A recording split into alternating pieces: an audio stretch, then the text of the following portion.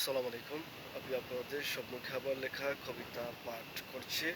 কবিতার শিরোনাম হচ্ছে স্বৈরাচার হটাতে হবে। গণতন্ত্র উদ্ধারে আজ, গণতন্ত্র উদ্ধারে ৭১-এর মতো আবার হতে হবে যোদ্ধারে। অস্ত্র হাতে নিতে হবে, বাঁচাতে এই দেশটারে। জীবন মরণ লড়তে হবে, করতে হবে চেষ্টারে।